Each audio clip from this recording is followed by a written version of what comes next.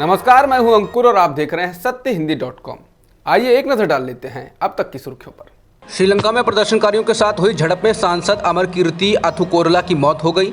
वह सत्तारूढ़ पार्टी के सांसद थे। पुलिस ने कहा कि सांसद ने प्रदर्शनकारियों पर फायर झोंक दिए थे और इसमें 2 लोग घायल हो गए। प्रदर्शनकारियों ने निटम्बुआ इलाके में उनकी कार को रोकने की कोशिश की। पुलिस ने कहा कि सांसद की फायरिंग में घायल एक शख्स की मौत हो गई। इसके बाद सांसद वहां से भागे और नजदीकी एक इमारत में छिपने की कोशिश की, लेकिन हजारों लोगों ने इस इमारत को घेर लिया और इसके बाद सांसद ने अपनी ही रिवॉल्वर से खुद को गोली मार ली। बता दें कि श्रीलंका में लगातार बिगड़ते हालात के बीच एक बार फिर से आपातकाल लगा दिया गया है, लेकिन बावजूद इसके लोग सड़कों पर उतरकर प्रदर्शन कर रहे हैं। लगातार बढ़ते जा रहे विरोध प्रदर्शनों के बीच श्रीलंका के प्रधानमंत्री महिंदा राजपक्षे ने आखिरकार सोमवार को इस्तीफा दे दिया। बता दें कि मुल्क में लगातार हो रहे प्रदर्शनों के बीच राष्ट्रपति गोटाबया राजपक्षे और प्रधानमंत्री महिंदा राजपक्षे से इस्तीफा देने की मांग की जा रही थी। बीते शुक्रवार को राष्ट्रपति ने एक अहम बैठक बुलाई थी और इसमें प्रधानमंत्री से पद छोड़ने का अनुरोध किया था। श्रीलंका में हालात लगातार बिगड़ते जा रहे हैं और ज़रूरी चीज़ों की किल्लत से परेशान लोग सड़कों पर उतर आए हैं। हालांकि लगातार बिगड़ते हालात की वजह से ही शुक्रवार रात से आपातकाल लागू हो गया था और बीते अप्रैल महीने में भी हुकूमत को आपातकाल लगाना पड़ा था।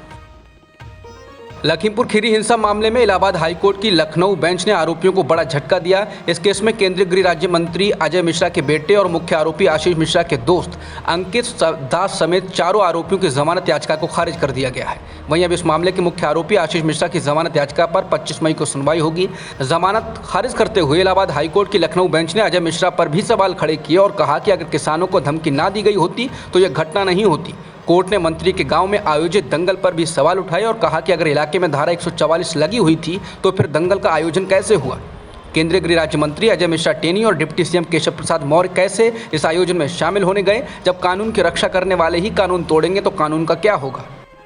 दक्षिणी दिल्ली के शाहीन बाग से अतिक्रमण हटाए जाने के मामले में मार्क्सवादी कम्युनिस्ट पार्टी ने सुप्रीम कोर्ट में याचिका दायर की थी, लेकिन सुप्रीम कोर्ट ने याचिका पर सुनवाई से इनकार करते हुए याचिकाकर्ताओं से कहा कि वे इस मामले में सुप्रीम कोर्ट जाएं।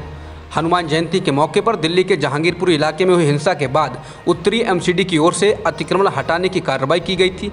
इस दौरान अवैध निर्माण पर बुलडोजर चलाया गया था, लेकिन सुप्रीम कोर्ट के आदेश के बाद उत्तरी एमसीडी को ये कार्रवाई रोकनी पड़ी थी। दिल्ली के शाहीन बाग में अतिक्रमण हटाने के लिए पहुंचे एमसीडी के दस्ते को सोमवार को स्थानीय लोगों के भारी विरोध का सामना करना पड़ा। विरोध के बाद एमसीडी का बुलडोजर नाम मात्र की कार्रवाई करके वापस लौट गया।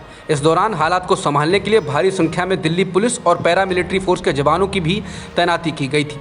भीम आर्मी, कांग्रेस के नेताओं और स्थानीय लोगों ने बुलडोजर के आगे बैठकर एमसीडी की कार्रवाई का पुरजोर विरोध किया। इस दौरान कई लोगों को हिरासत में भी लिया गया। ओखला से आम आदमी पार्टी के विधायक अमानतुल्लाह खान भी मौके पर पहुंचे और उन्होंने कहा कि शाहीन बाग में कोई अतिक्रमण नहीं है।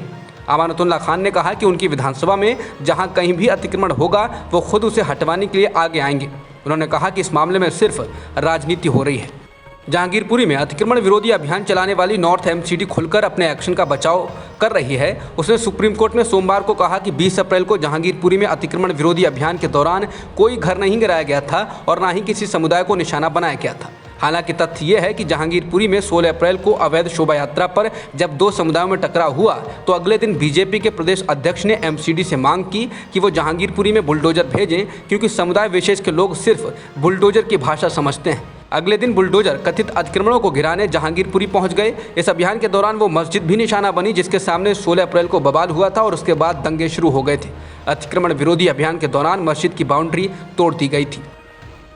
बिहार में बीपीएससी पेपर लीक मामले में मुख्यमंत्री नीतीश कुमार ने कहा है कि पेपर लीक की सूचना मिलने पर तुरंत कार्रवाई की गई और परीक्षा रद्द की गई। उन्होंने पत्रकारों से बात करते हुए कहा कि अभी इसकी जांच की जा रही है कि पेपर कहां से लीक हुआ। नीतीश ने कहा कि मैंने पुलिस को जांच में तेजी लाने के लिए कहा है। जिस व्यक्ति ने भी पेपर लीक किया उसके खिलाफ कार्रवाई होगी। वहीं विपक्ष के नेता तेजस्वी यादव ने कहा कि ऐसा कई बार हो चुका है, लेकिन सरकार ने इससे कुछ भी सबक नहीं लिया। उन्होंने कहा कि छात्रों की जिंदगी के साथ खिलवाड़ किया जा रहा है।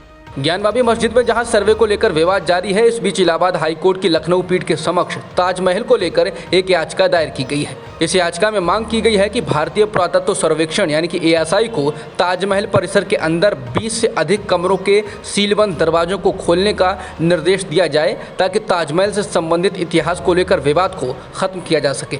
दायर की गई याचिका में इसको लेकर फैक्ट फाइंडिंग कमेटी बनाने की मांग की गई है, जिससे वास्तविक इतिहास का अध्ययन किया जा सके और विवाद को खत्म किया जा सके। दायर याचिका में कहा गया है कि कुछ समूहों ने दावा किया है कि ताजमहल एक पुराना शिव मंदिर है जिसे तेजो महल के नाम से जाना जाता था और ये कई इतिहासकारों द्वारा भी समर्थित है। याचिका में ये भी कहा गया है कि कुछ लोगों का ये भी मानना है कि ताजमहल ज्योतिर्लिंग की तरह दिखाई देता है। कांग्रेस ने डॉलर के मुकाबले रुपए की कीमत अब तक के सबसे निचले स्तर पर पहुंचने को लेकर मोदी सरकार को निशाने पर लिया। दरअसल सोमवार सुबह रुपए की कीमत डॉलर के मुकाबले 51 पैसे गिरकर सबसे निचले स्तर पर पहुंच गई। उस समय डॉलर की कीमत 77.41 रुपए तक पहुंच गई थी। इसके बाद कांग्रेस प्रवक्ता रणदीप सुरजेवाला ने ट्वीट कर कहा कि भारत के इतिहास में आज रुपया आईसीयू में है। उन्होंने मोदी सरकार पर तंज करते हुए लिखा कि रुपया मार्गदर्शक मंडल की उम्र कब का पार कर चुका है। उन्होंने इसके साथ ही कहा कि एनपीए 75 साल में सबसे ज़्यादा है, सर्वाधिक बेरोजगारी है, महंगाई की मार ने कमर तोड़ दी है, सर्वाधिक महंगा पेट्रोल और डीजल है, मोदी है तो मुमकिन है। रूस और यूक्रेन के बीच 75 दिनों से जंग जारी है। इस बीच मॉस्को में आज रूस 77वां विजय दिवस मना रहा है। ये वो तारीख है जब द्वितीय विश्व युद्ध में नाज़ी जर्मनी पर जीत हासिल की गई थी। रूसी इस युद्ध को ग्रेट पेट्रियोटिक वॉर के रूप में याद करते हैं। इस साल का ये विजय दिवस और अहम है क्योंकि इस वक्त रूस और यूक्रेन के बीच युद्ध जारी है। विजय दिवस के मौके पर रूसी राष्ट्रपति व्लादिमीर पुतिन ने यूक्रेन के हमले को सही ठहराते हुए कहा है कि रूस यूक्रेन में बिल्कुल अस्वीकार्य खतरे का सामना कर रहा था। पुतिन ने कहा कि रूसी सेना यूक्रेन में अपनी मातृभूमि की रक्षा करने के लिए लड़ रही है। पुतिन ने कहा कि यूक्रेन में रूस के हस्तक्षेप की ज़रूरत थी क्योंकि पश्चिम क्रीमिया सहित हमारी ज़मीन पर आक्रमण की तैयारी कर रहा था। अब तक की खबरों में इतना ही।